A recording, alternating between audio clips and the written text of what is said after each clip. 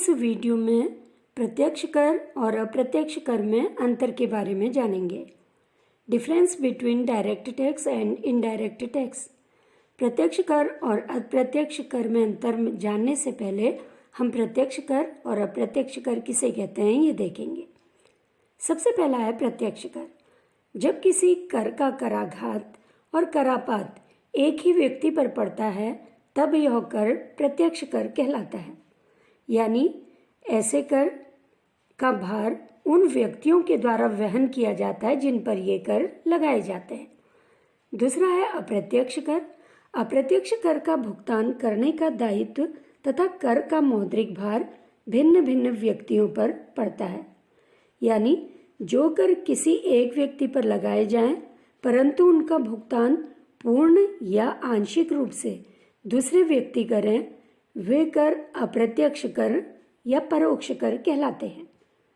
जैसे बाजार से जब हम कोई वस्तु खरीदते हैं तो हम दुकानदार को उस वस्तु की कीमत के साथ बिक्री कर या सेल टैक्स भी देते हैं। दुकानदार इस बिक्री कर को सरकार के पास जमा करता है। इस प्रकार सरकार कर की रकम दुकानदार से वसूल करती है और दुकानदार इसे ग्राहक से वसूल करता है। तो इस तरह ग्राहक को दुकानदार के द्वारा अप्रत्यक्ष रूप से सरकार को कर देना पड़ता है। अब अंतर देखिए, प्रत्यक्ष कर आय और लाभ पर लगाया जाता है जबकि वस्तुओं और सेवाओं पर अप्रत्यक्ष कर लगाया जाता है। यानी आय और लाभ पर जो कर लगाया जाता है वो प्रत्यक्ष कर होता है और वस्तुओं और सेवाओं की खरीद पर जो हम कर देते हैं वो अप्रत्यक्ष कर कहलाता है। तो ये इसका पहला अंतर है। दूसरा देखिए, व्यक्तियों, कंपनियों और अन्य कर योग्य संस्थाओं के द्वारा प्रत्यक्ष करों का भुगतान किया जाता है जबकि अप्रत्यक्ष करों का भुगतान अंतिम उपभोक्ता द्वारा किया जाता है। अंतिम उपभोक्ता मतलब जिस पर सरकार ने कर लगाया है वो उस कर को न देकर जिस पर इस कर को डाल देता है वो व्यक्ति अंतिम करदाता कहलाता है। तीसरा, प्रत्यक्ष कर का प्रत्येक व्यक्ति के द्वारा भुगतान किया जाता है, इसलिए कर का भार पूरी तरह से उन पर पड़ता है। जबकि अप्रत्यक्ष करों के मामले में निर्माताओं और सेवा प्रदाताओं द्वारा कर का भार उपभोक्ताओं को स्थानांतरित किया जाता है। यानी प्रत्यक्ष कर हर वो व्यक्ति देता है जिस पर सरकार कर लगाती है, जबकि अप्रत्यक्ष कर न तो निर्माता पूरी तरह से देता है और न ही सेवा प्रदाता। ये अपने कर को स्थानांतरित कर देते हैं उपभोक्ताओं पर। चौथा अंतर है, प्रत्यक्ष कर अनिवार्य भुगतान होते हैं, इनसे किसी भी तरह नहीं बचा जा सकता, जबकि अप्रत्यक्ष कर से बचा जा सकता है तब जबकि व्यक्ति उन वस्तुओं को न खरीदे जिन पर कर लगाया गया है। यानी अगर हम वस्तु ज़्यादा खरीदेंगे तो ज़्यादा अप्रत्यक्ष कर देंगे।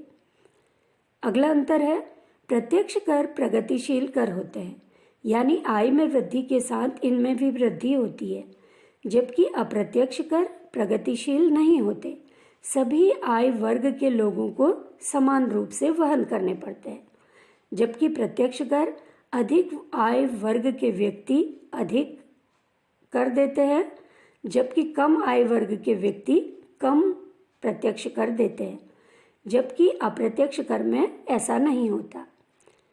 अगला अंतर है, प्रत्यक्ष कर व्यक्ति की आय और धन पर लगाया जाता है जबकि अप्रत्यक्ष कर उस व्यक्ति पर लगाया जाता है जो वस्तुओं और सेवाओं का उपभोग करता है। अगर व्यक्ति कम वस्तुओं का और सेवाओं का उपभोग करेगा तो वो कम अप्रत्यक्ष कर देगा और अगर अधिक वस्तुओं और सेवाओं का उपभोग करेगा तो वो अधिक अप्रत्यक्ष कर देगा। जबकि प्रत्यक्ष कर जो है ये व्यक्ति की आय पर लगाया जाता है और व्यक्ति के धन पर लगाया जाता है, वो प्रत्यक्ष कर कहलाता है।